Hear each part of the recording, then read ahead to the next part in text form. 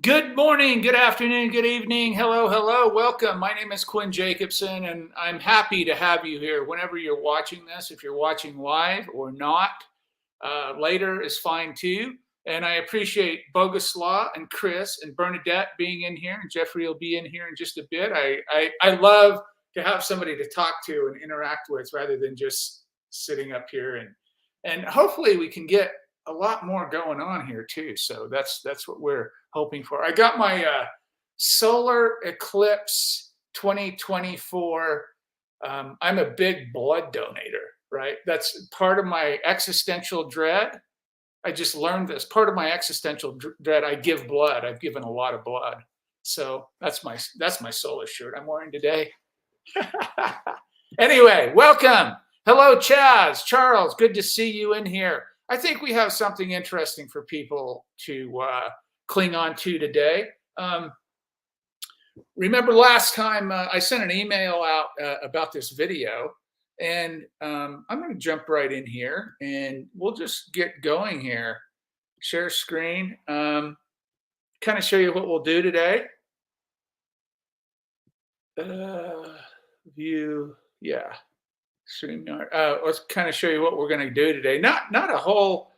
There's not a ton of. We only have a couple of handfuls of slides, but so we're going to address in this video. And I don't know if you guys know who Francis Bacon was. He was a British painter.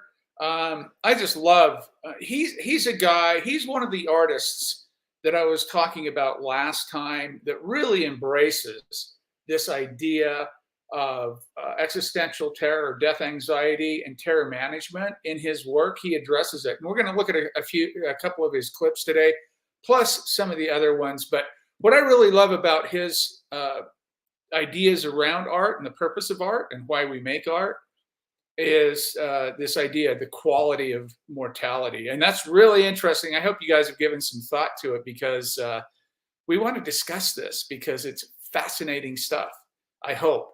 So this is it. Today's agenda. We're going to talk I'm going to briefly talk about The Essence of Art from Otto Runk's book.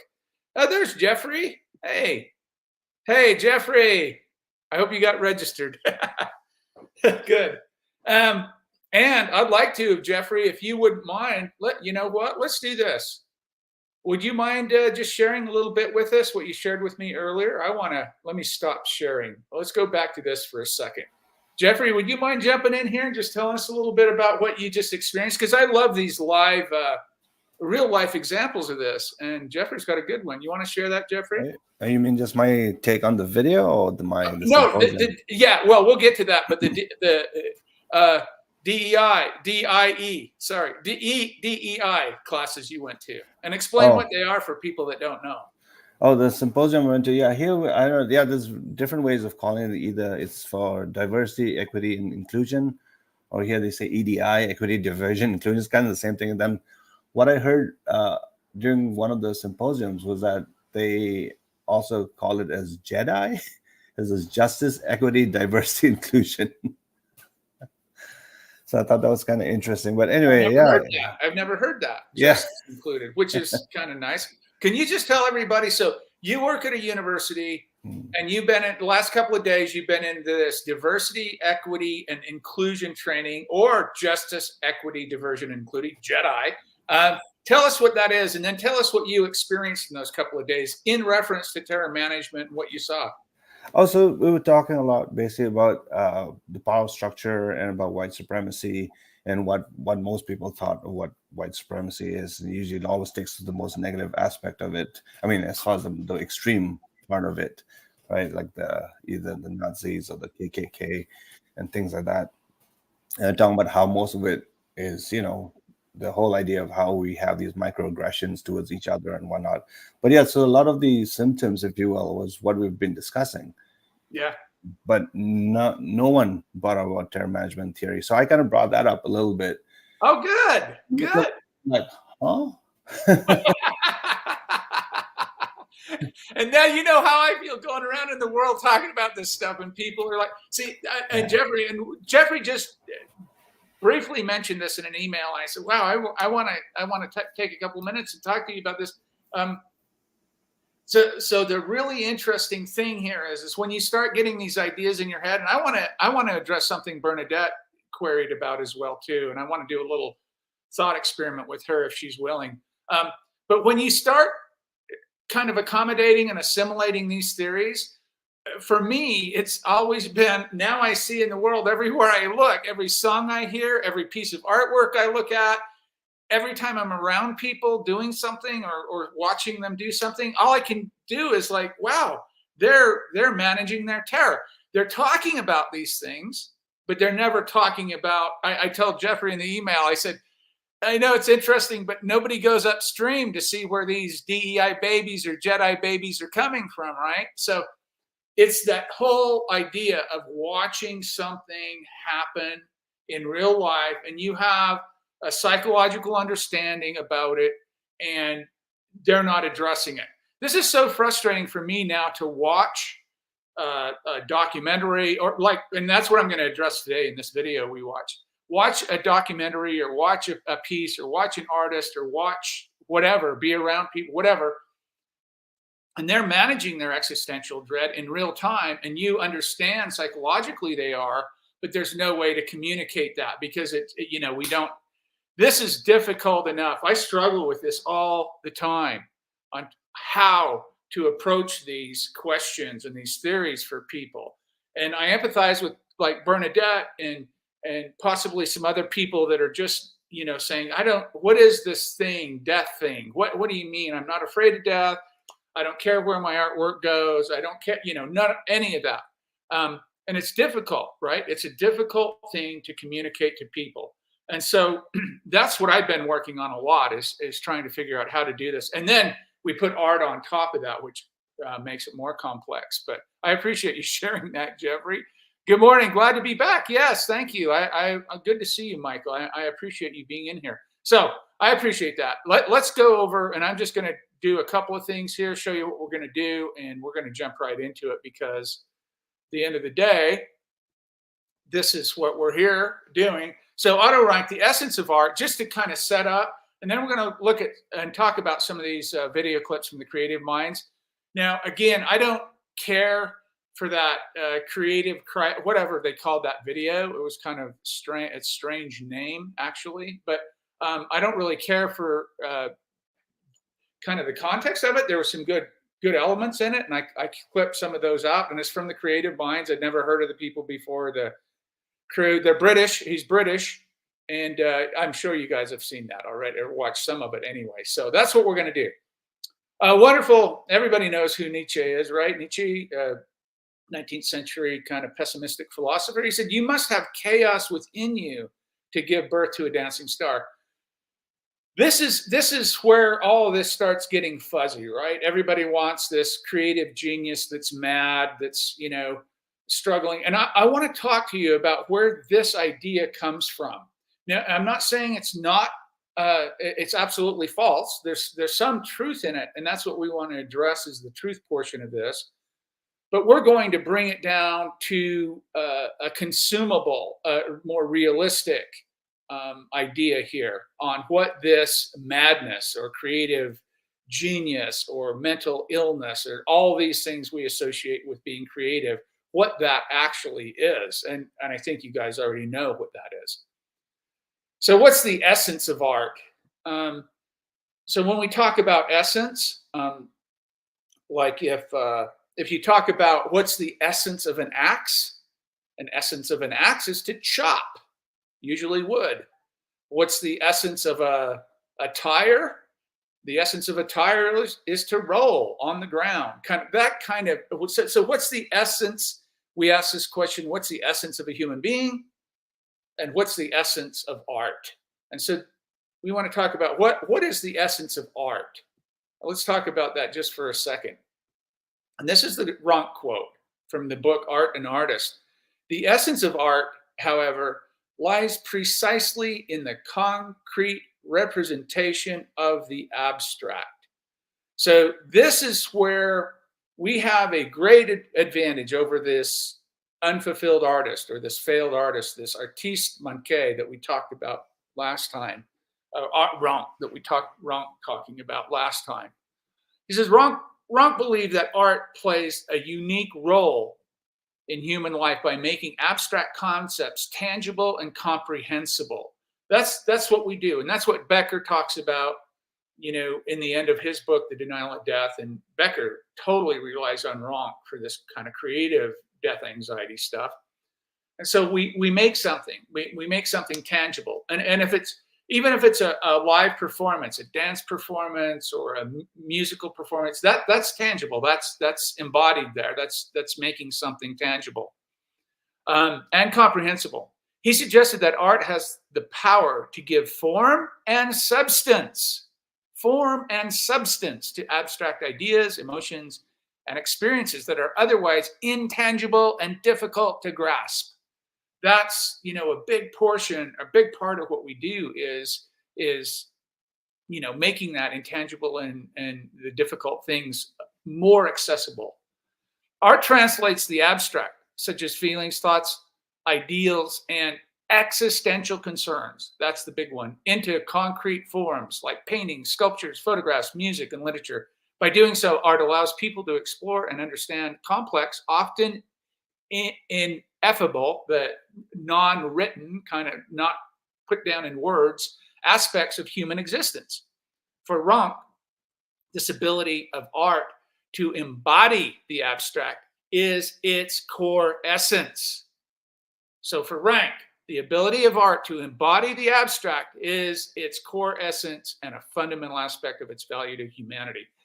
According to Rank, and I would completely, absolutely agree, the essence of art is to embody the abstract, the core essence, and the fundamental aspects of its value to humanity. Meaning that as an artist, you create things that talk about things that are difficult to grasp or understand, and you put it out there in the world. It serves as a bridge between the internal, often unconscious aspects of the human psyche and the external physical world, making the abstract accessible, relatable, and communicable. That's really a great way to look at it. So before we jump into the clips, just a quick mention about the quality of mortality.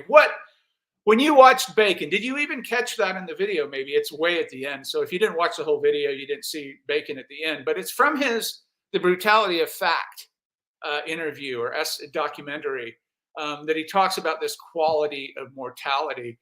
He says vulnerability and frailty. So this is the quality. So when we ask, what does he mean by the quality of mortality? What is he even talking about there? This is what he means. So broken down into vulnerability and frailty. Being mortal means being subject to physical and emotional vulnerabilities. Humans are susceptible to illness, injury, aging, and ultimately death, which emphasizes the fragile nature of life. Existential reflection, kind of like Socrates, right? The Socratic ideas of self-examination. And mortality prompts deep reflection on the meaning and purpose of life. It encourages individuals to consider how they want to live their lives and what they value and how they find meaning in their existence. Throwing back to Viktor Frankl, meaning and significance. Becker, it's all the guys, the big thinkers, talking constantly about those two things, meaning and significance.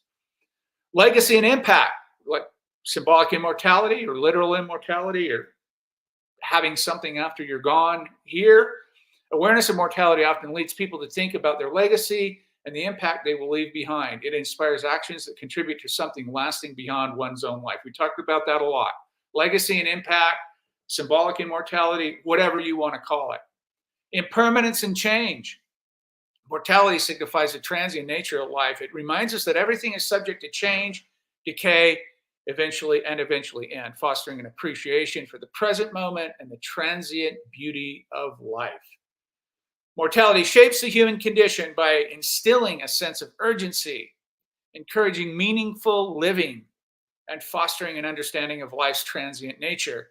It's a central theme in philosophy, literature, and art, which is kind of all art, right? Prompting individuals to confront and come to terms with the reality of death. So that's what Francis Bacon means when he says that in this clip. So I just wanted to clarify that. And let's do this. I didn't put the clips in the presentation. I'm just going to go to them individually. We're going to start with this first one, and let's chat about what these clips are. They're short. The longest one I have, I think, is 3 minutes, and I picked a couple of them out that I'd love to have your feedback on. I think it's George saying Sir Francis Bacon was commissioned by King James to be the one that translates. Oh, well, that's a different Francis Bacon. This Francis Bacon was a 20th century painter. Now, you'll see him in the video here, George. So let's go ahead, jump on over to share screen. Oh, I guess I got to open QuickTime first. I thought I had that open. How big is the screen? So bear with me here because I haven't actually done these this way before in this. Okay, let's try this again. Let me go over to Creative One. Go back there, StreamYard, present, share screen. Oh, yeah, Chrome tab, window. There it is. Okay, here we go. Here's the first one. You can't make yourself work by putting up something beautiful on the wall. Okay, let's stop right there. Everybody knows that's Deanne Arbus, right? Deanne Arbus was a huge influence on my photographic endeavors. So you can't make yourself work by putting something pretty up on the wall. There's a lot more to that than just what it seems on the surface, right? She's saying, hey, this superficial stuff isn't going to work.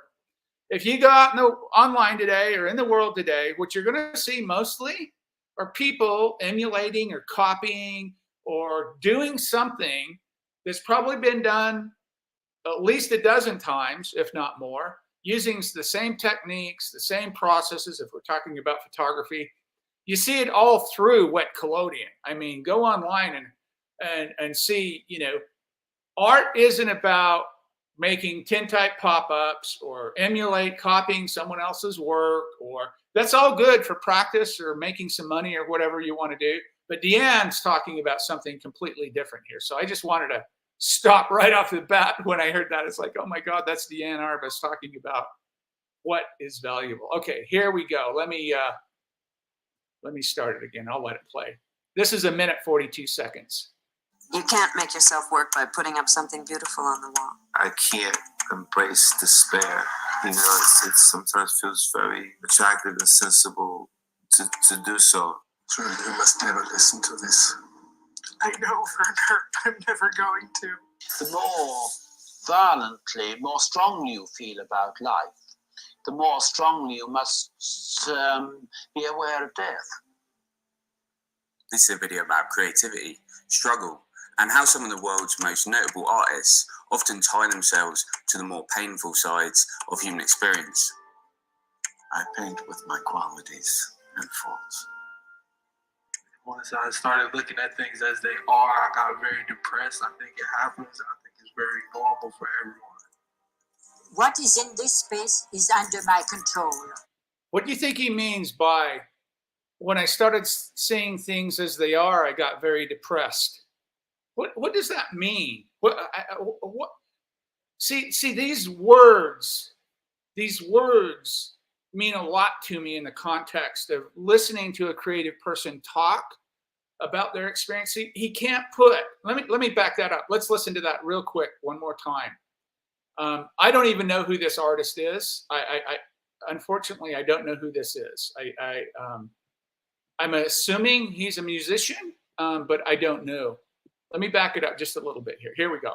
Started looking at things as they are. I got very depressed. I think it happens. I think it's very normal for everyone. Okay. What is in this? That's somebody called Earl Sweatshirt. What do you think he meant by, when I started seeing things as the way they are, I got very depressed? Isn't that like right down our alley? Isn't that what we are addressing here? Is when you strip away the illusions and the constructs that we have put up to distract ourselves from the knowledge of our death, he, right there on your screen, this artist is talking about terror management and death anxiety. He can't put it in those terms, but that's what he's talking about. When I started seeing the way things are, not the constructs around me, not the football games and the fancy clothes and the pretty girls and the good-looking guys or whatever you're doing, right? None of that. The way things are. How are things? The way things are that it's a very difficult thing to get your head around about being alive and your purpose and meaning. And when you strip all the fancy stuff away, all the illusions away, we're left here with creating our meaning, finding purpose, and trying to get by somehow. And a creative person can do this without even ever hearing of Becker or terror management. So I thought that was very, very, very great insight for this young man here. Hey, Quinn?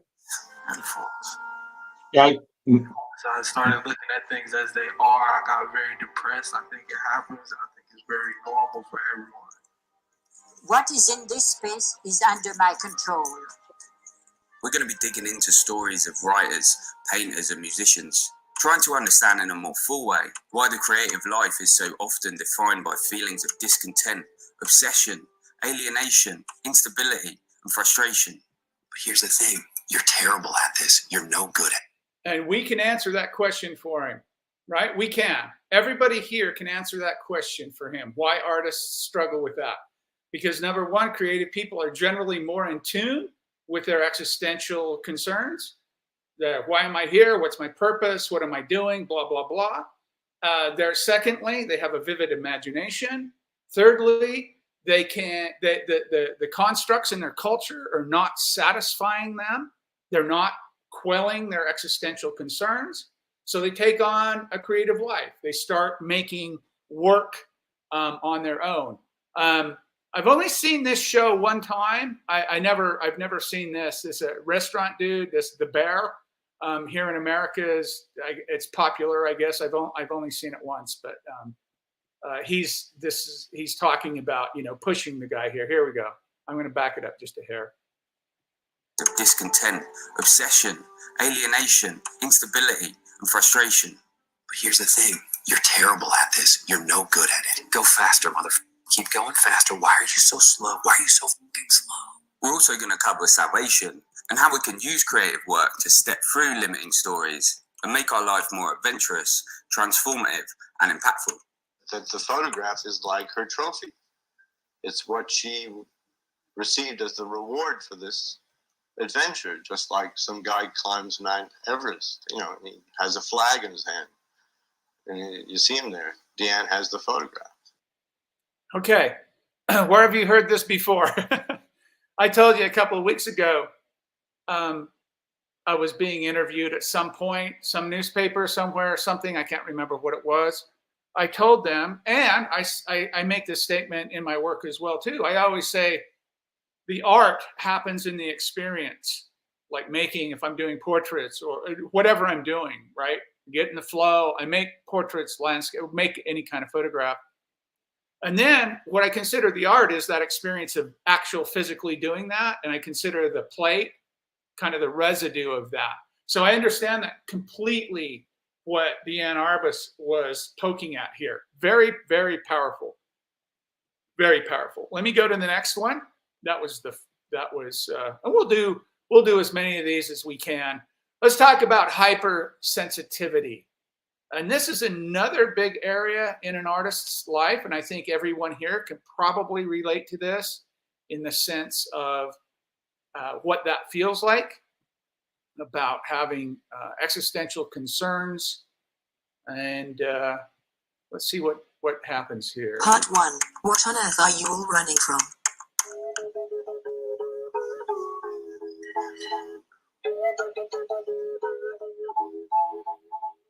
I've spoken a fair bit on this channel about why artists might be driven to spend so much time on their creative pursuits. There's all different types of creative experience and process, and I'm not claiming to be able to define the motivation for all of these within this piece of work. But I've covered before on this channel how the tendency to spending time on these artistic projects can be linked to an active imagination and an increased sensitivity towards the individual's inner world.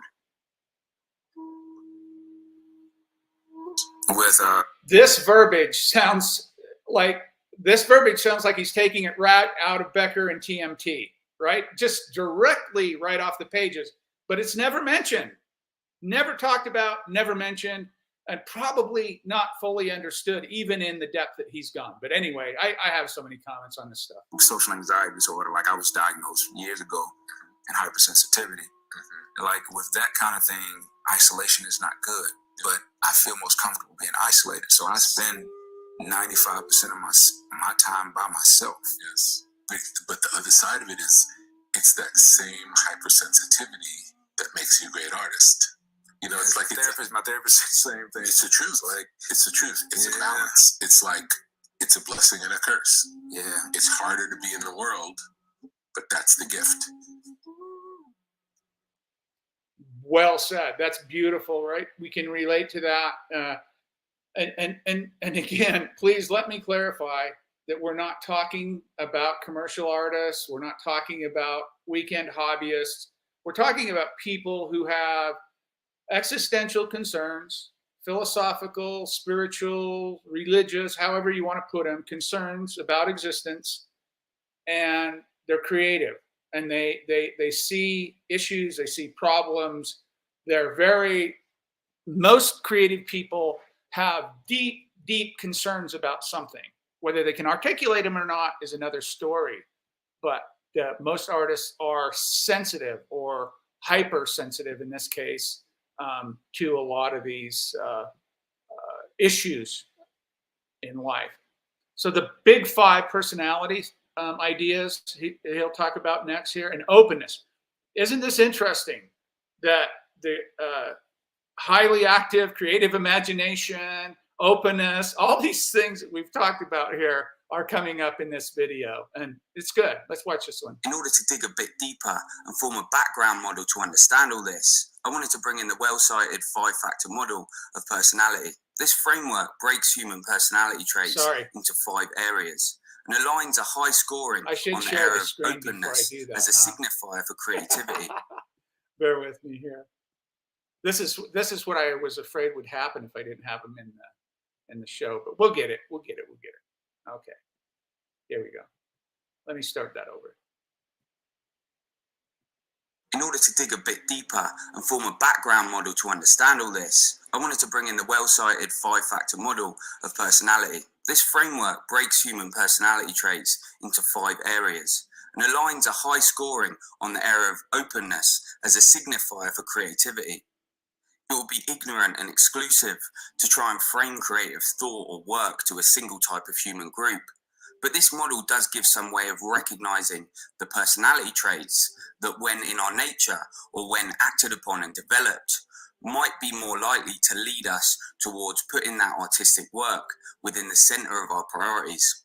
Scoring high on openness suggests a proclivity for the individual to have an active imagination, aesthetic sensitivity, and attentiveness towards inner feelings. It's great for creativity because it recognizes the current understanding of reality and limitations in pre-existing art forms as malleable and able to be pushed or transformed. Everything around you that you call life was made up by people that were no smarter than you. And you can change it. You can influence it. You can build your own things that other people can use. And the minute that you understand that you can poke life and actually something will, if you push in, something will pop out the other side, that you can change it, you can mold it. That's maybe the most important thing. Yeah, Steve Jobs. He had his own set of problems, but I get what he's saying there for sure. So there's openness, and there's another really interesting part about that. I'm going to share my screen before I start this. And this is kind of the second part of the openness idea. I'm trying to watch what I'm doing so I don't miss anything. But okay, here we go.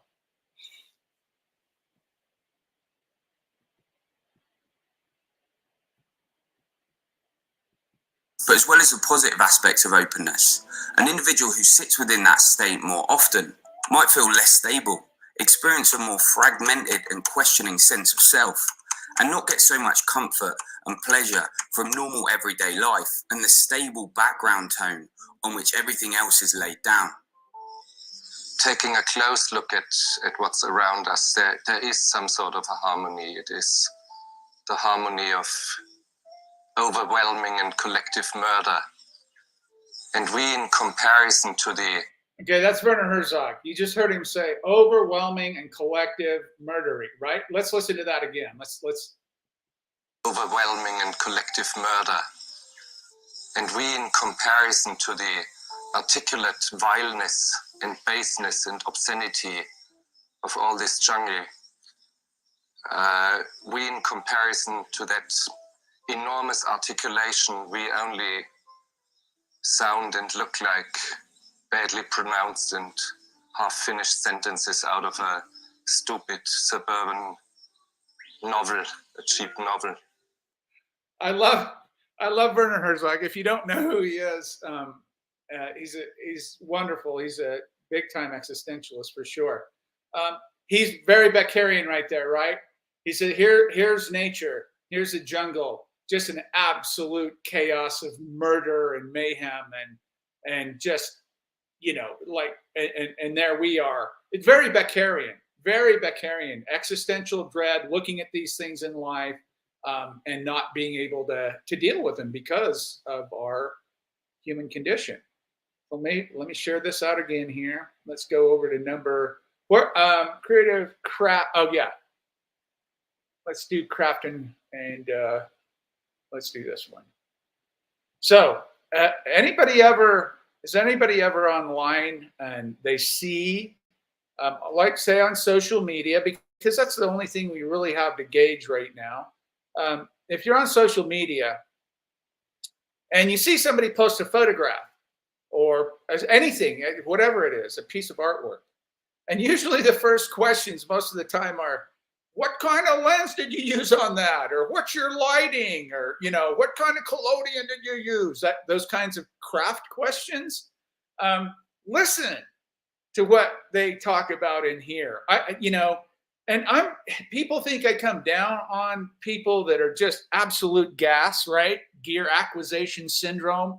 All I want to do is acquire gear and talk about gear and show you my shutter and then show you my bottles that I mix in and show you my lenses and all this kind of stuff, right? That's just it's a form of distraction and frustration. But listen to what he says in this piece about craft. I think it's interesting.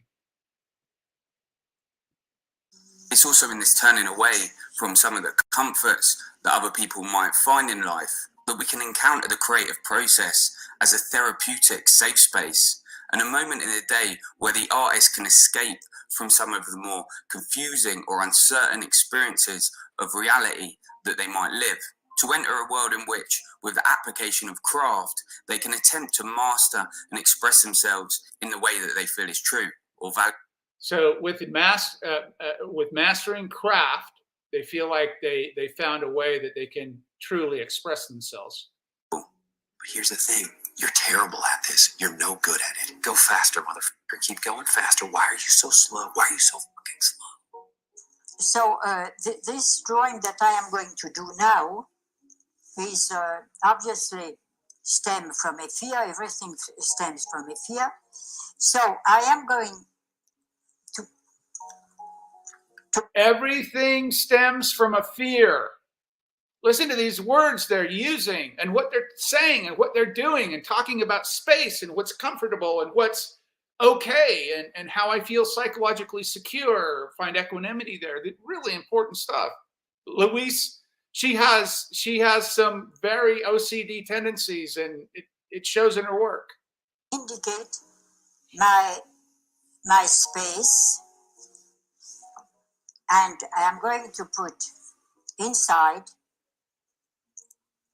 what is in this space is under my control. What is in this space is under my control. What is in this space is under my control. Powerful, powerful stuff. Sorry, I didn't get to the craft one, did I? It's coming up. I thought it was in that one, but it's coming up. Here we go. Am I still live? No? Let's see if I'm still live. If I start playing this and it doesn't show up. If you watch enough art. Okay. I gotta share the screen for each video. There it is. Okay, here we go. Videos, if you watch enough artist videos, you'll often see an audience member ask that question around how an artist sets up their studio or the creative routine that they have around their practice. This might seem like a very, very mundane question, but what type of notebooks do you prefer? Are they large, like legal pads? Are they leather bound? What type of notebooks? And what kind of pencils do you use? Are they number 2? And how do you sharpen them? What kind of pencil sharpener do you use? Fascinating. This can easily be laughed at and pushed away as an inane question. But if you listen closely, I think these questions are often wondering something deeper than the artist's pencil nib size and thoughts on the correct kind of desk or chair setup. It's in these spaces and routines where the artist can find their comfort and therapy and are able to drop into those states whereby the negative emotions and uncertainties of their reality can be forgotten or transformed into the creative expression that allows them to communicate and makes them feel seen and understood.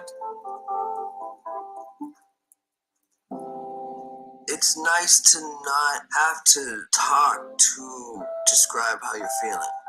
You know what I mean? It's nice to learn about yourself by like sitting down, picking up a guitar and just playing. It's a whole entire journey of self-exploration. I like that. Unfortunately, I don't know who these artists are. I don't know who Mac Miller is or who the other gentleman, Sweatcoat or whatever his name was. I don't know him, but profoundly right on track. George says, Seinfeld and Norm Macdonald once said a good comedy is death as funny as they were Norm battled stomach. Oh, Norm. Oh, yeah. Norm battled stomach cancer for there. You seem, yeah, you push your craft to the edge. That's a good point. Very good point. Yeah. He was faced. Norm Macdonald was a comedian. He had stomach cancer. I do remember that. Yeah, I do remember that. Thank you, George, for that. Onward and upward we go. I thought the crafting. So back to the crafting real quick. So what he's making a point of is good, right? Those questions can seem silly and there's 2 levels to it. An artist can embrace those rituals like I do. I have certain things that I like to do that I'd probably never share or have any need to share. I'm not that type, but so when I do things, when I'm creating, I have certain rituals that do allow me to progress and I find comfort in those rituals. That's what he's talking about. Like, what kind of brushes do you like to use or what kind, and it does extend out to the optics in photography and the processes and all that stuff. So there is legitimacy in it, but it's not legitimacy when asking on social media, those kinds of questions. That was my only point. Okay. So creative, let's find, anybody know who Sylvia Plath was? I'm sure you've heard it. I hope you've heard of the Bell Jar. She was a poet. She died by suicide at age 30, and she had a very interesting life.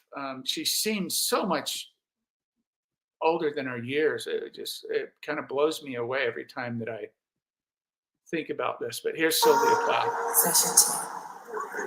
Well, that's Kendrick Lamar. I do know him because my daughter likes him.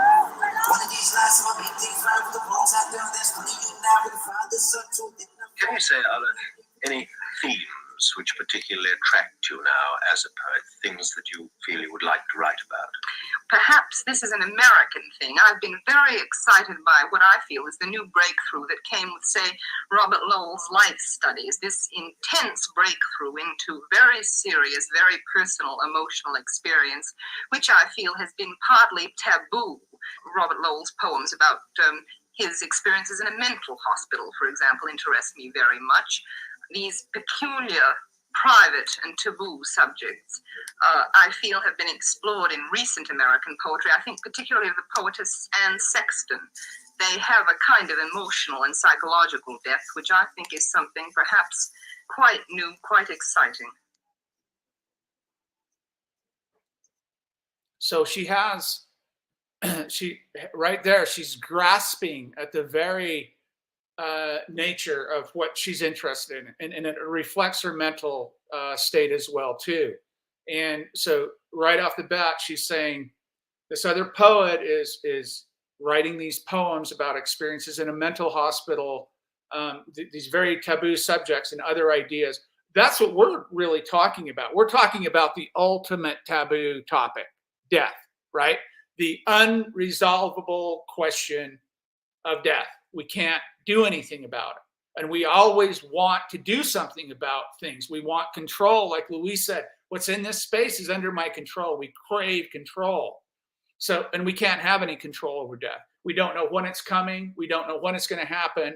That is the ultimate taboo, to make artwork, to talk about, to discuss that ultimate taboo. And that's what Sylvia Plath was doing there. She was talking about the taboo of mental illness and psychosis and things like that.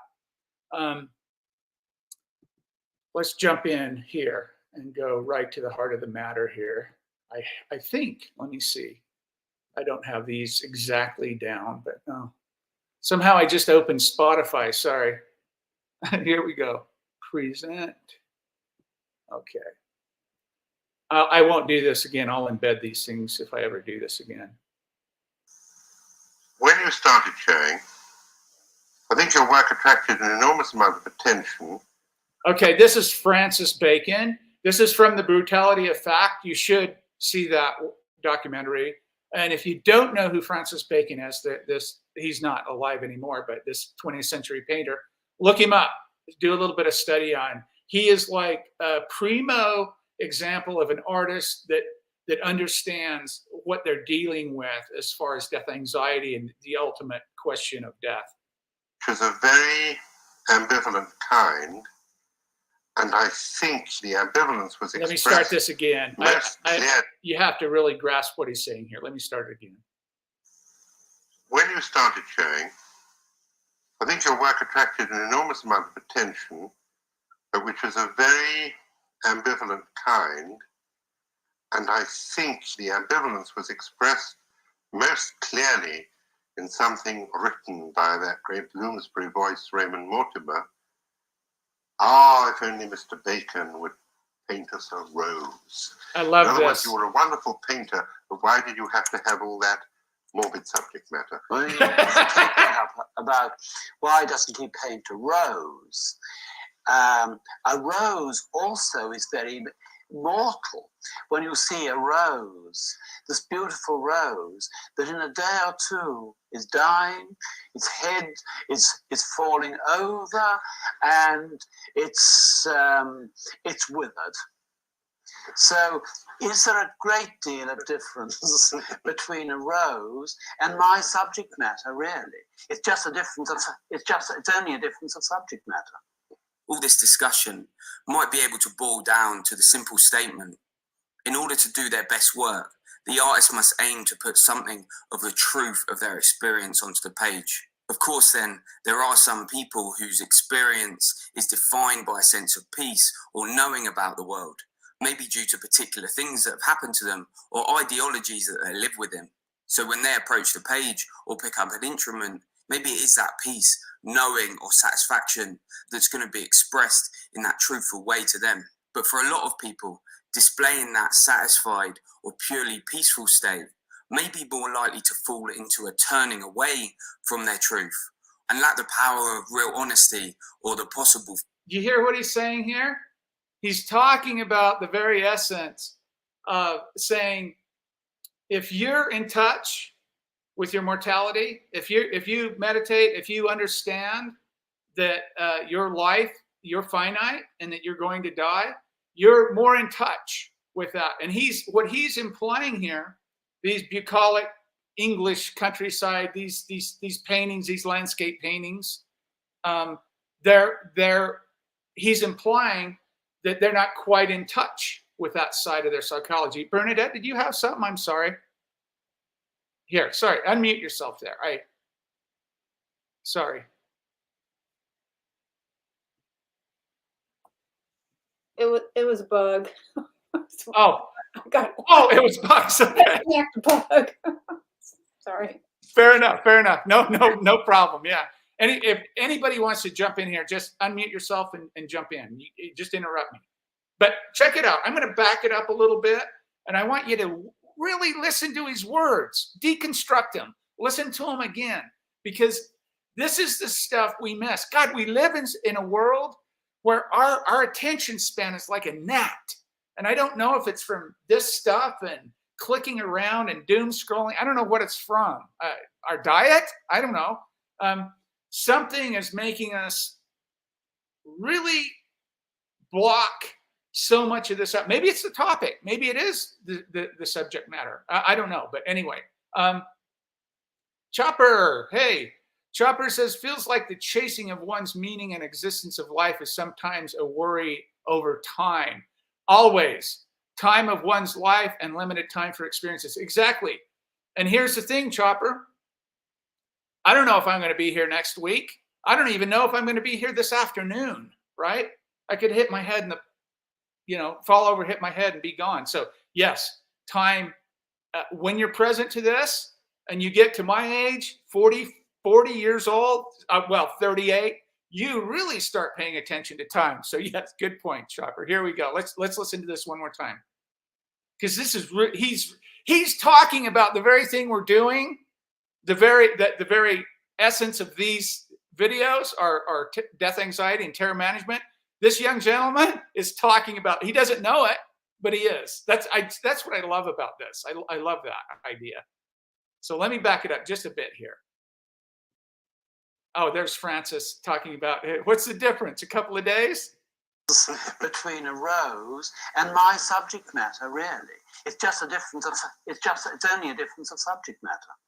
All this discussion might be able to boil down to the simple statement: in order to do their best work, the artist must aim to put something of the truth of their experience onto the page. Of course, then, there are some people whose experience is defined by a sense of peace or knowing about the world, maybe due to particular things that have happened to them or ideologies that they live within. So when they approach the page or pick up an instrument, maybe it is that peace, knowing or satisfaction that's going to be expressed in that truthful way to them. But for a lot of people, displaying that satisfied or purely peaceful state may be more likely to fall into a turning away from their truth and lack the power of real honesty or the possible things that they could be putting down on that page. Dealing with existential dread. He could have summed that whole thing up by saying, there's a group of artists that find great satisfaction in painting a beautiful country scene, or painting a rose, or photographing a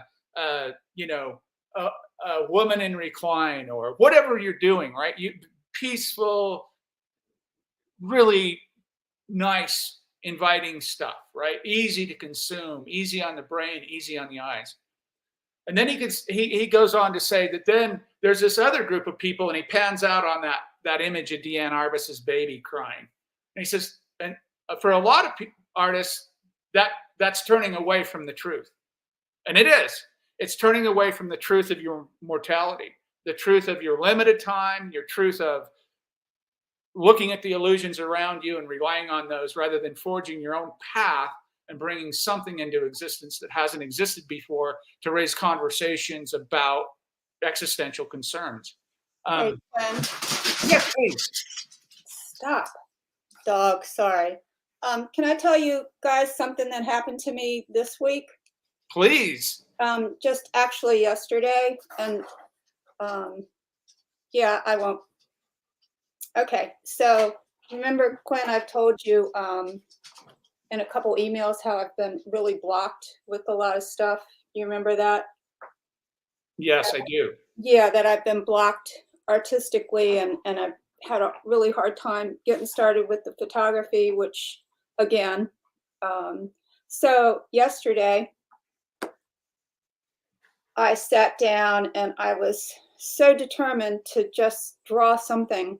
Okay. It was like this guilt of not drawing at all. So I sat down to draw something and I thought, and this is exactly where you are in this talk. I thought, well, I'll just draw something nice. I'll do like a little doodle house thing. So I'm like doing this with pen and ink and it's kind of cute. And I just looked at it and I was like, this is just shit. This is crap, and I crunched the paper up and I just started like bawling, crying because I just was having such a hard time. It's like I have this stuff in my head. I just can't get it. I can't get it out. I need help getting it out. But Like, so like yeah. what kind of stuff do you have in your head? What is it that you're thinking about that's not coming out? Or can you articulate that? That's the problem with these things a lot of times is we can't articulate what it is that we're. But what are you jostling around in your head, or what are you struggling with? I just want it to be more significant for me. I don't want to do just like what we were talking about, like Yeah. pretty things, even though I think pretty things have their place. Sure, Things have their absolutely. place. And I see these things in my head, but they're all jostled around and screwed up. Yeah. I don't know if other people have that as far as blocks where they just can't. It's there, but it just won't come out. But I feel like I had a little breakthrough because I've not internalized it. So I've not let that. I mean, I just started crying, and I don't cry. I'm not a crier. I just started crying, and I was like, nobody's around. The dog came up to me, put his head in my lap and stuff. But I feel like. What were you feeling? Was it a feeling of loss or confusion, or what made you emotional that way? Finally sitting down to do something, and then it was just total shit. Yeah, I mean, crap. Anybody else might have looked at it and thought that it was, oh, well, that's cute. And I was like, it's just crap. Because it's not addressing your concerns in a real honest way, like he just articulated there about this idea of honesty, and it's hard to be honest because nobody wants to look at Francis Bacon's paintings because they're not of roses, right? So what is it that you're rolling around in your head that you feel like? What do you have? Can you put words to any of it at all? Not really, and maybe that's part of the problem. It's there. I don't know if other people, have this same. Somebody else jump in. Anybody else ever struggle? Yeah, I mean, does anybody else have the same thing where it's like, I just feel like banging my head on the wall sometimes. Just like shake it loose and be able to do something. And I just don't want to do. Okay, Quinn. Part of my problem is, like I said, I don't want to do crap. Right. I don't want to do crap work. I want to do something significant, not particularly because of the death thing. So here we go on that. But for myself. Right. But and so can I segue here for just a second with you, Bernadette, since you're up? Bernadette wrote me an email. I think it was this last week, wasn't it? Yeah, we had a conversation this last week, or yeah, I think it was last week. Anyway, she wrote me. She said, "I'm not getting this death thing." And there's probably a lot of people in here that's feeling similar in some ways about. This seems interesting, but I don't know if I can accommodate and assimilate it fully. Let me put up Michael's. I can identify with that feeling. I have a feeling what I want to do, but I don't know. Yes, exactly. Yeah. That's it. Well said, Michael. We'll continue to address these things, but are you willing to, with me in public here, because I haven't ran this by Bernadette, so I don't want. If she doesn't want to do this, I'm not going to do it, and it may fail too. I don't know, but let's do a little public thought experiment. You don't get this death thing. I get that. I understand what you're saying there completely. So can I ask you a couple of questions? Sure. They might be a little bit personal. Is that okay? Sure. Okay. Yeah. How old are you? 64. 64. Was that easy for you to say? Yeah, I just had to think about it a minute. Okay. Okay. To do the math. How much do you weigh? Like 115, 120. Okay. Was that easy for you to say? Yeah. Okay. Okay. Um, I'm going to stop there because I won't go any more personal than that. But I just have. I don't care. I asked her 2 really personal questions. I watched her. I saw a tiny bit of hesitation, just a tiny bit. What I had to think. I was like, oh, I understand that. My point is this. When we're 64 or 54 or whatever age, what's that?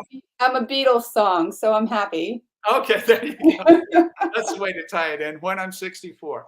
When we're a certain age, when we have a certain physical appearance, if we're overweight or underweight or we're disfigured or something else, we have the best way to get to terror management or death anxiety or existential terror, like what we're talking about here, are those questions. As you read in The Worm at the Core, those kinds of questions become something that you put up a wall against, because your culture tells you you need to be 24 years old indefinitely. You need to be thin as a piece of linguine, and you can't be ugly. You can't be aesthetically outraging to the public. Those kind of physical attributes are what, and especially for women, it applies. It's applying to men in our culture more and more and more. But women have a drive. There's this incredible statistic in The Worm, the book. This country spends more on makeup than on like childcare or something, some crazy comparison, right? So we're constantly managing our death anxiety, our existential concerns through our physical attributes. So I don't want to be fat in public. I don't want people looking at me. I don't want to be old because people don't want to sit by me because I remind them of death. I don't want to be fat because I'm unhealthy and I'm going to die soon. And I don't want to be associated with that because they're unhealthy. So anything we can do to move further away from the reminders of death, age, physical appearance, whatever it might be, race, ethnicity, religion, politics, whatever it might be, that's what we do. And so I was hoping that Bernadette would say, I don't want to tell you my age. But I don't care. I thought and then it's all in here. I don't feel it. I don't feel any. I'm probably healthier now than I was when I was 24. When I smoked and drank and was, really cool. Yeah, you and me both. Believe me. Chopper says, I find if one can get themselves in a very physical and emotional, comfortable, peaceful place, then their creativity is more easily brought out in writing or painting, for example. Yeah, I think that's true. And I would attribute that to the idea of cutting out the external influences, right? And looking inward and trying to develop those kinds of ideas. Writing is a really good way to do that. I get up very early and I write, and that helps me a lot. Jeffrey, please jump in. I was watching a sort of a documentary or an interview that with Sally Mann had done. I forget with who. I'm gonna try to track it back. It's basically the whole idea again. What Brendan was saying, like trying to find something to do as create work, whatever the medium is. And I remember Sally Mann was saying how she'll just make the work without really having any goals, I guess, in the sense of like any particular theme or whatnot. She just create the work. If something comes up, then that's the whole point of doing it. And just the whole idea is like once you've completed something, just keep going again. Don't stop just because you've completed something. Yeah. So I was kind of gone by that, where I remember during the pandemic, the number of times I spent in my studio creating work. Yeah. You were just like, I have to make excuse me, boxes now to put all those plates in. Because I did That's a good so thing. much. Yeah, it is. It's a good It was a thing. good problem to have. Yeah. Yeah, but I Yeah, think and you know, it's interesting. Sally Mann is the one artist I would say, without question. I mean, in the photography world, I should qualify this. She deals with death anxiety, existential concerns, and terror management constantly throughout her day one in the 1980s. Her family, photographing her family, doing all that was about all these things we're talking about: symbolic immortality, um, the frailty of life, the fragility of life, the happiness, the sadness, all those things. Those were all themes in her work. And then she moved to collodion. What did she do? She went to the American Civil War battlefields and photographed these amazing landscapes that are haunting and dark. Then she went to Tennessee and hit a body farm, the Federal Bureau of Investigation's body farm, and photographed rotting bodies. I mean, you can't get much more concerned with existential ideas than what Sally Mann does. And I've just on never that- had a conversation with her about death anxiety, or I would love to have a conversation with her that way. I would love that big time. You know, bring her on if I could. I should write her. Maybe I'll email her and see. I've talked to her a few times, and she's a bit, you know, I get it. I mean, she's got popularity and blah blah blah, and she's a bit, you know, recluse. I almost had her get a piece in that show that we did a few years ago in China, but that didn't work out for family reasons and stuff. But anyway, excellent. Thank you, Jeffrey, for that. Let me do one more video real quick. Let me find the one that's, I may have to look for it, unfortunately, here. I've got it in here. I just have so many of them. Salvation, this one. And we'll end it with this one, or end the videos with this one. Let me pull up share screen. And here's the essence, other than the description I gave you about the quality of mortality. Listen to what Francis Bacon tried to paint. Tried to make his work about, and the ideas in and around death. I think if you are able to give over as directly as you possibly can the excitement of life, okay, if you're able to give directly over the excitement of life, parse these words closely. That as being, they have labeled that as being directly as you possibly can.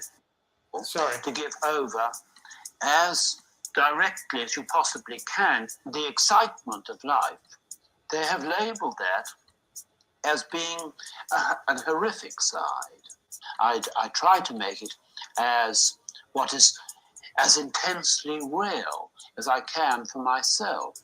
And in doing that, I may bring in very strongly this quality of mortality. You guys get that? That's really, I mean, you should look at Bacon. I mean, honestly, if you haven't. Hey, Chris, I wanted to have a quick conversation with you, if you don't mind. Can I have a quick conversation with you? I'd appreciate it. Thank you. We said last time, Chris is an old friend from undergraduate school 35 years ago, I think we said, something like that. We're not giving away our age. I graduated. I know you were just coming in when I was leaving. Yeah, I came in 89. Yeah, then we ran pretty amazing. Yeah, then we ran past Hill. Yeah, okay. Yeah, somewhere around there. Here's the conversation I want to have real quick. And I think you guys are going to find this interesting. Oh, I got paint on my fingers. I've been paint. Francis Bacon inspired me. This is something that most people don't know about, and it directly correlates because I've written about this in my book. And I wanted to talk to Chris. Chris doesn't know this was going to happen, but not only did Chris and I go to undergraduate school or share there in the beginning. I was coming in, he was going out, kind of thing. We were in the photo department there, but later on, we both worked as photographers for the Air Force. Okay.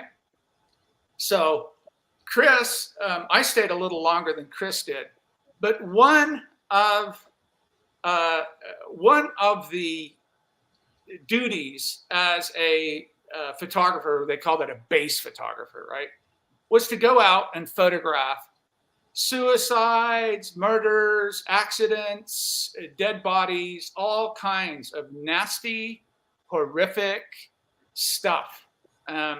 Chris did this a lot. I did it a hell of a lot, and I probably did it too much.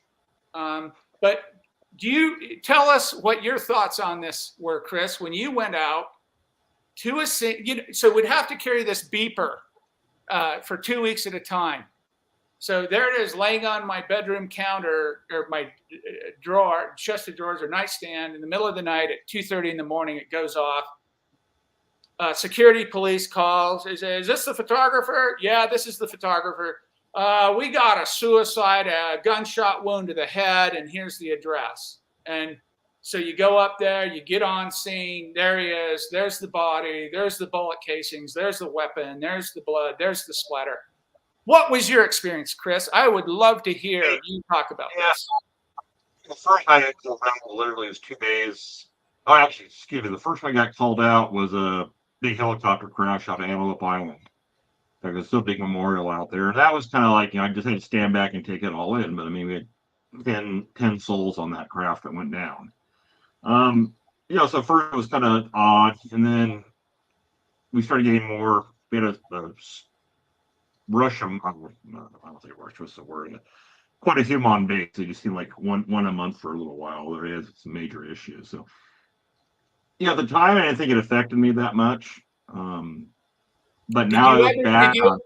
Did you ever do the psychological debriefs afterwards on any of them? No, they offered to me a couple times. I'm like, no, I don't need it. I don't need it.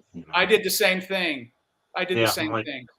Yeah, they offered a couple times, and then I was in another investigation, on base where it was a motorcycle crash, and I just had taught the guy like 3 days before. He was in my class, and he did exactly what I told him not to do, and he was dead. And so anyway, it didn't seem to affect me then. I didn't think it did. I was younger. I mean, young and dumb, as they say. And but now I look back on it, and honestly, I kept a stack of those photos at home, trying to contemplate, because death was a new thing to me. I finally got rid of them a few years back, and so I don't need to keep these around anymore. Can I tell you something? Let me tell you something, Chris. Yeah. I did the same thing. Yeah. I carried these death photos. Hangings, gunshot wounds to the head, all manners of suicide, all manners of. Ladies and gentlemen, we've seen bodies from F-16s to helicopters to murder-suicides to everything you can imagine, coming face to face with death. That wasn't my first time, however. It was not my first time. In my book, I've written about all of this, and how I had processed death, my experience with death through the year, whether by friends dying by suicide or murder, accidents, whatever. And then my time, I worked on that at that Air Force photography job for 3 or 4 years before I went to Europe. And thank God in Europe, I didn't have to do any of that. But I knew Chris was there and did that. And I was just curious how you processed that psychologically. I process it more now. I think back, it was like, why, I mean, a lot of just the, feeling the waste of it, the waste of the whole situation, the tragedy. So I feel a lot more now than I did then, in all honesty. Yes. And, part of it's because, and I think I mentioned before, I've been dealing with cancer for the last 3 years. I'm about a month out from a surgery where it'll probably defeat the cancer, but it's really going to change my life. Is it going to disable you? Is it going to disable you, or to a point? Actually a rate disability, but they're removing my bladder. Okay. My bladder, my prostate, just a bunch of things like that. And I'm 60 years old now. Me and my bladder have been together for a long time. Don't want to get rid of it though. Yeah, I'm going to have to have a bag. I'm going to the point where I have to have a bag. I have to carry. I'll be using a bag off my side for the rest of my life, and so I'm trying to deal with that. And that's why this subject, the mortality of it all, is like, how's it going to change my life? Yes. I'm so happy you can join us. I think your Yeah. presence is a great. Yeah. I mean, for me especially because I know you, but I Yeah. wanted So to introduce you more. yeah, and so I'm at the stage now. I tell people, I made the appointment. I know when the appointment is. It's on the 27th of next month. So I'm going through all the physical things. All the, made the appointment. I, know what I need to do. But mentally, I'm still trying to get in there, and now I'm thinking more about my work. And like I said, I've got, heck, I mean, I know for a fact, like on Flickr, I think I have around 50,000, 60,000 images. Oh wow. They're just, there's a lot of sports stuff I shot. Yeah. But I'm trying to find, like, I remember when my dad passed away, he did a lot of golf photography, volumes and volumes of negatives that are sitting rotting in my sister's, because, no one really, he didn't document real well. So I'm trying to find, like, a handful of, like, 5 or 10 images that I want, I'm not saying I'm going to die next month. I've got to confront it. It's like, if I want, I don't want people to wander through 50,000 images and probably do like Cole Weston. I'm probably gonna delete them all if I were to know I was dying. I'm going to delete everything before I go and keep 10. It's okay, remember this. And I'm not looking for spectacular images. I'm just looking just for images that are, that represent something. And so far I found one. I found one. It's one that I shot actually back in probably my photo 201 class. Yeah. Where it's just a bunch of my biker friends that are, sitting in front of a bar. And Yeah. they're just, there was just a conversation. It was a straight, it's about, there's 5 of them. They're all just talking, and we're just sitting in front of a bar down 25th Street. Yeah. 25th Street was scary, and so far that's the one. I mean, it's all, it's all urbanized now. We kicked all the bikers off by 15 years ago, but Can I let me ask you a question, Chris? How important to you right now, facing what you're facing, and we understand it's not necessarily terminal. It's not the best situation. Obviously, you don't want to lose body parts, but it's not terminal. I hope. We hope. No, it's not so far. It's Good. But this idea of I'm going to pick 10 images and I want you to keep these. What do you think's driving you to want that? If you were, and we all will at some point, we're going to die. But if you were actually in the process of dying, it's called extremis, right? You caught me in extremis. I'm dying. What, as you reflect on that, what's in your head by saying, please keep these 10 images? Like your biker friend shot. Why is that important? Why would you want that to survive your physical death? I just want to say something. It's like something I did. I don't say I did. It's a moment in time that I captured. No, you did it. That's fair. You did it. You made that wonderful image, and that's fair. I just want people to remember. It's ridiculous. Honestly, most of the people in that picture are probably passed by now. That's the other mortalities. I mean, I'm going through this picture, and those who I know have passed versus those who have probably passed. Yeah. So I'm trying to, I just want a memory. It's not so much. It's a memory. Yeah, it's a picture we took, but there's a reason. I think you mentioned earlier. I was going to jump in that. We take these for a reason, and that time it was important. And I forgot about it. Now it's back. But I'm trying to think.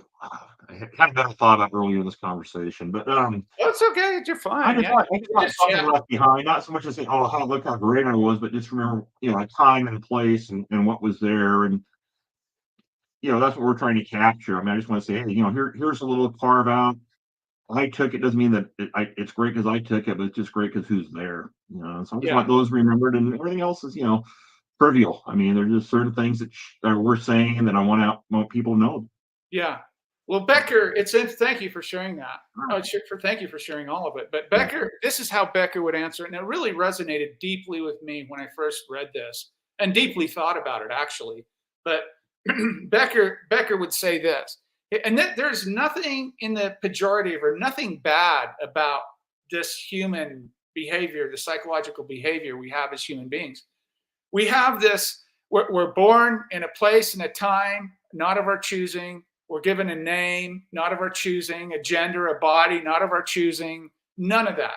Then we're put in a culture that we didn't choose, and we grow up, and we have these bodies and we get this big forebrain going, this great big massive neocortex that allows us to think way in the past and way in the future and be really creative and imaginative and do all these wonderful things. We can draw a picture on a piece of paper and then make it real. You know, Ronk said, making the unreal real, the artist's, you know, human capacity.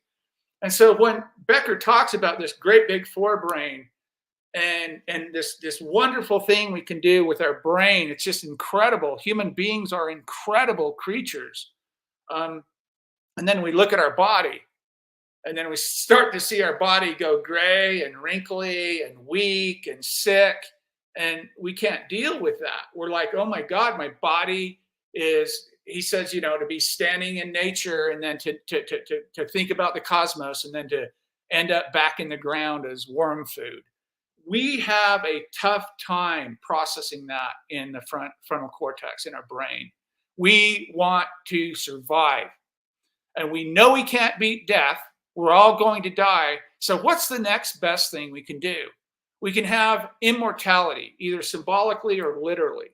And for artists, it's mostly symbolic immortality, making a great piece of work, writing a great book, a scientific discovery, whatever it is. Our photograph that we want to pass on for the reasons you just mentioned. And it is because of you. You made it.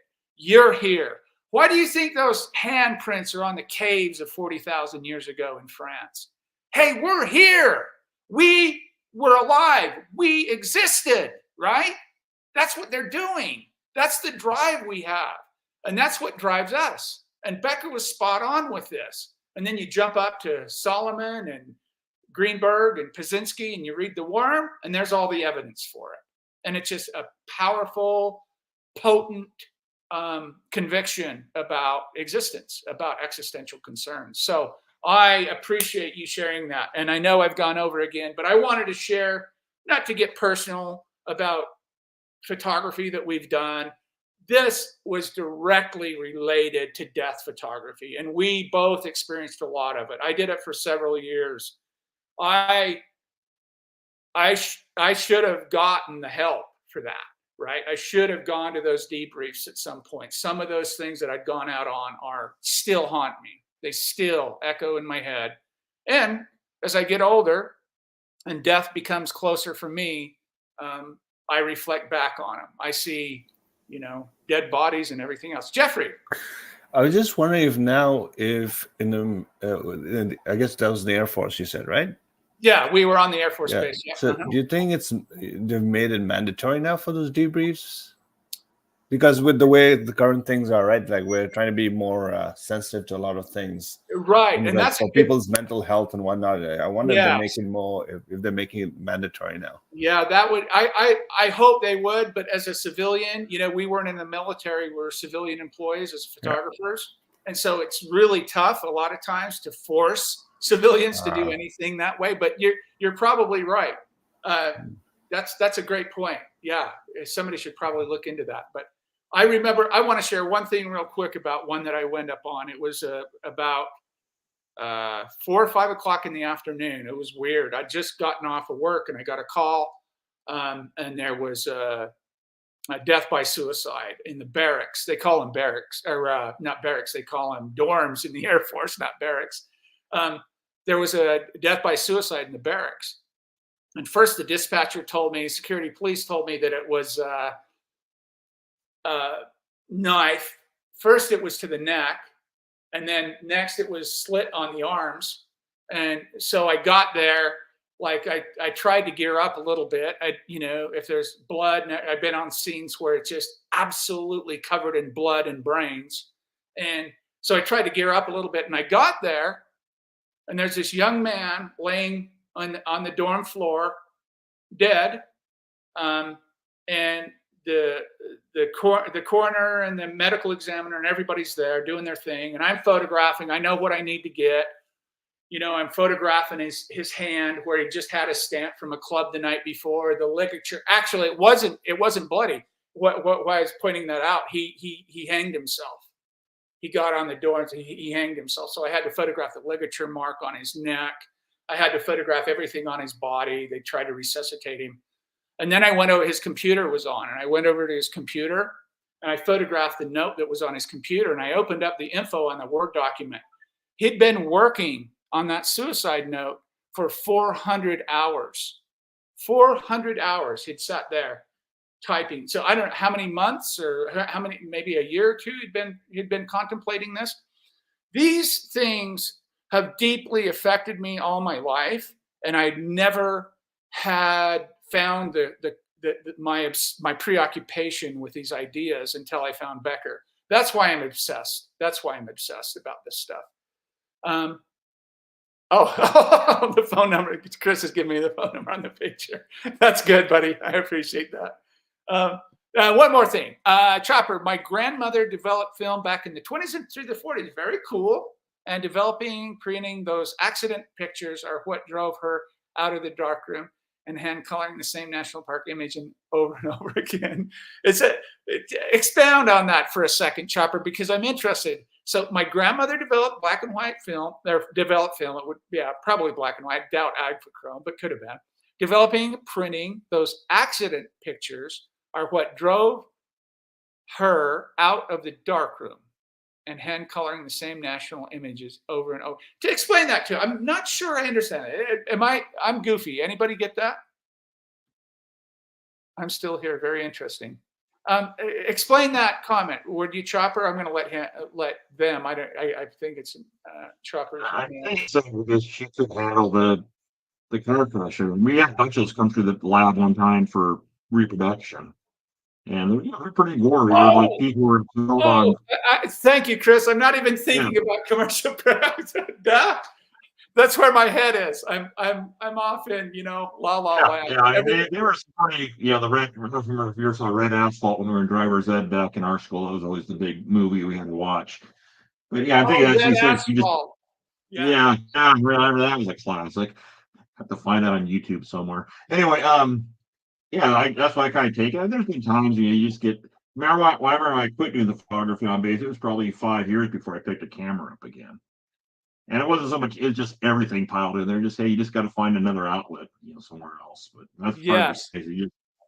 Kind of shocked her there. So yeah, thank you for that. And Chopper, thank you, Chopper. I get it. And Chris helped me out there. She worked in Northern California, and the accident images were disturbing and graphic. She processed the film. Police, whatever, investigators, just like Chris said, bring the film in. She processed it. Totally flipped her out. I get it. And when the psychologist calls that mortality salience, when you have that, it's salient, when it's constantly on your mind.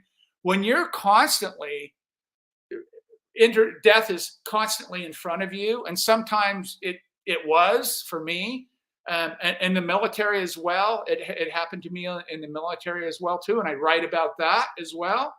I talked about, we were out on a mission, and a guy in the front of me in an APC took a projectile right in his eye, right in his head, right, just boom. And I got up. It was in the middle of the night. We were out, doing our stuff at 2 or 3 in the morning whenever they called us out. And he was in the APC in front of me, and it was completely dark. And he stopped immediately, and I was a gunner on the back side of him, on the rear side of him, back of him. And my driver stopped. And I said, "Hey, Jeff, what's going on?" And he didn't answer me. And I jumped out of my APC and I ran up to that one.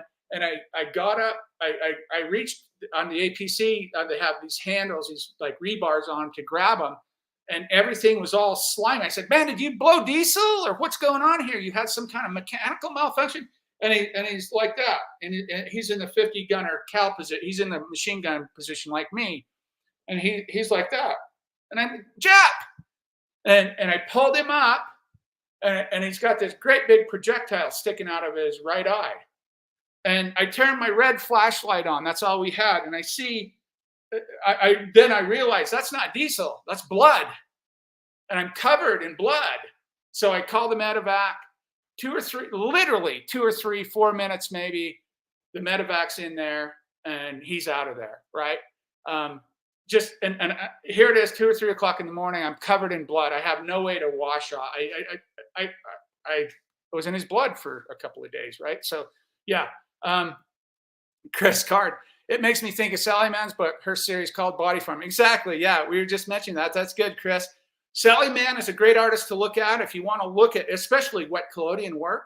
If you want to look at wet collodion work done in this kind of terror management style, these ideas behind our mortality and what drives us, hers is really good work to look at. She doesn't articulate much about it, but it's really good work to look at it. Now I wonder if this is what in part drove my grandmother to becoming a mean, outbursting alcoholic in her later life. Could have been. Could have been.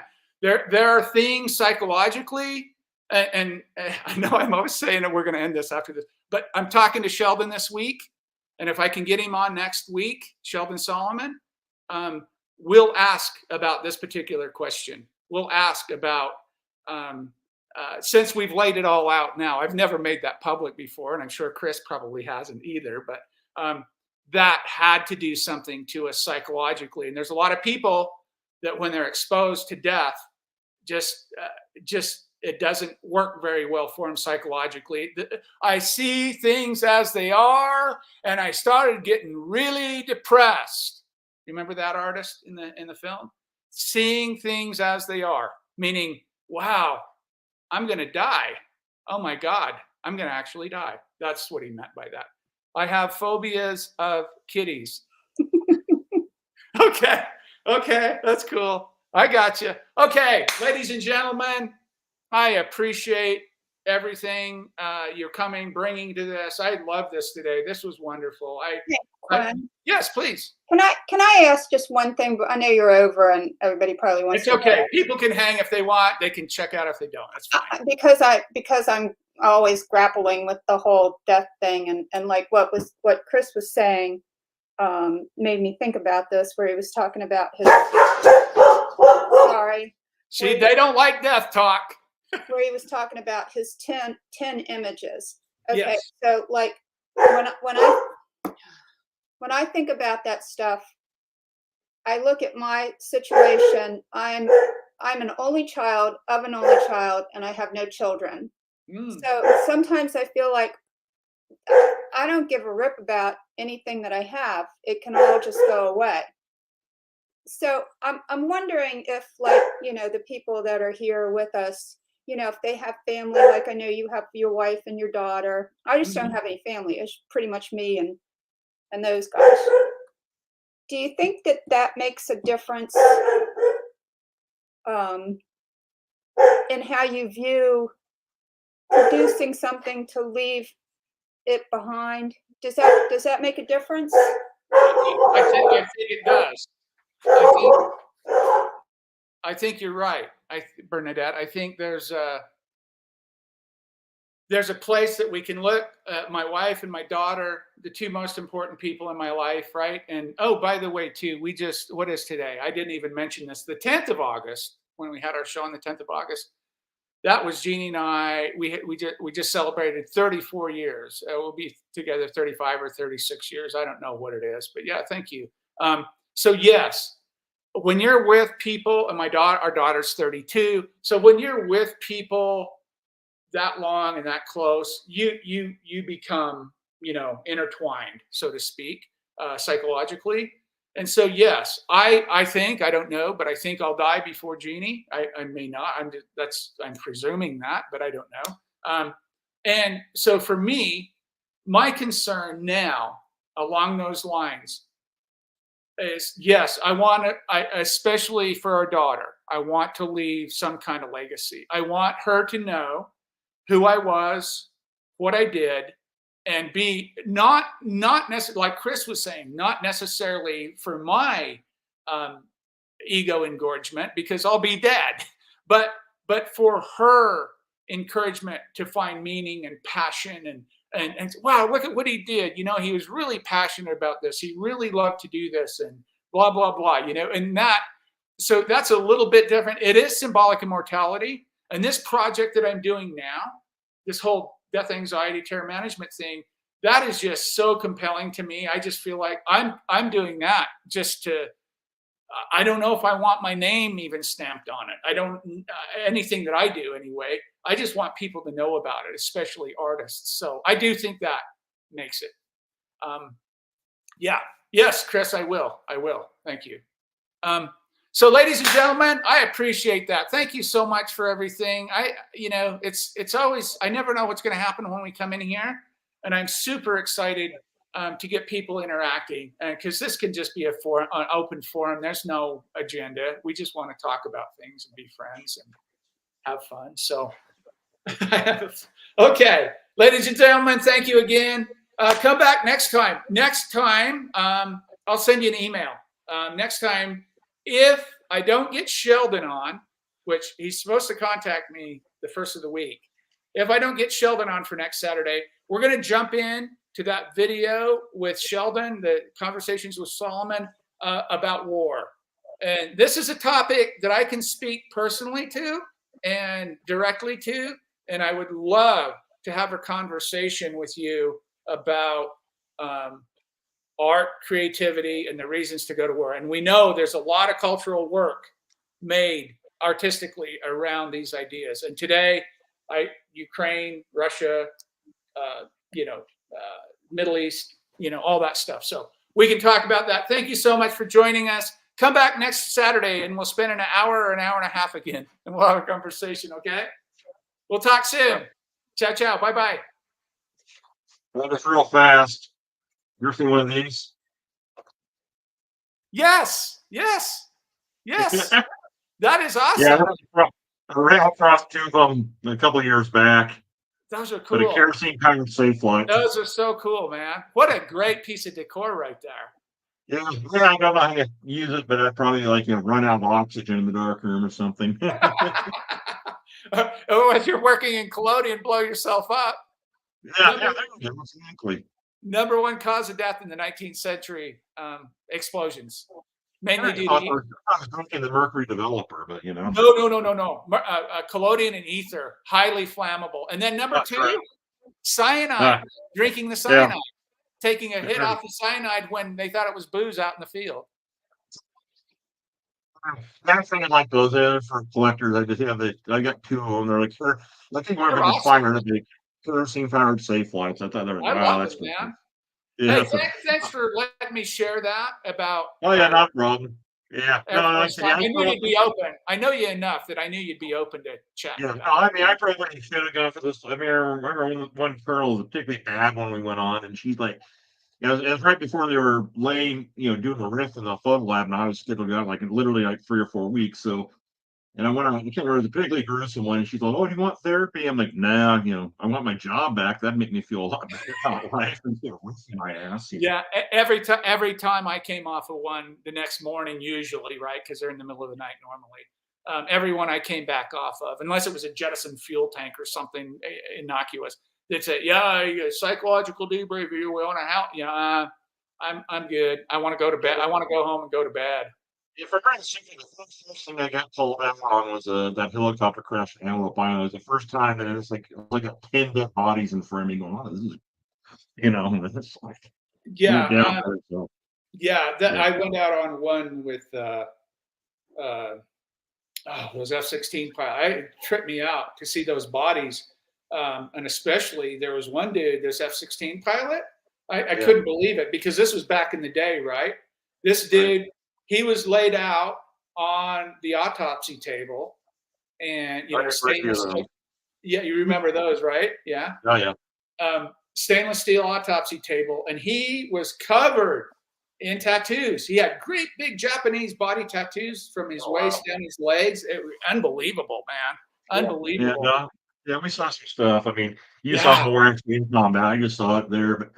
Like I said, it was a thing. I mean, I was there. Greg would never want to go out. There's a couple of guys, they just refused to go, so they always called me. I was there on call, and they'd call me. It's like, Greg wouldn't do it. And there were a couple of the guys that I just can't. So it was always Chris. I showed one time I had a shirt that I bought in Sturgis that had a picture of Manson on it, and it said Charlie don't ride. So I showed it for one of those. Sure not. That was great dealing with it. Greg went to therapy, a psychologist, and got or a psychiatrist, a medical doctor, not a psychologist, a medical doctor, and he got a note, gave it to Cheryl, and said, "No more." Yeah. He never went out. Yeah, I think Greg's all right. I lost track of Cheryl. I don't know if she's alive or dead or not. I lost track She's of her a alive. year. She's is she? alive. Yeah. Oh, you have no idea how to get a hold of her. I know. I assume she retired. I think, don't quote me, but I think you can find her on Facebook. Okay, I'll look for her. I know she's Yeah. have to get a hold of her. She always had a bunch of camera gear I wanted to buy off her. I don't think she probably has it still, but oh well. All right, Yeah. I got to run. We're going to the state fair here and go. Well, yeah. Hey, Chris, thanks for coming in, man. Join us whenever you can. I love having you in here. I will. Like I said, we'll be hanging out. All right, talk to you later, Quinn. Take care, brother. All right, bye bye.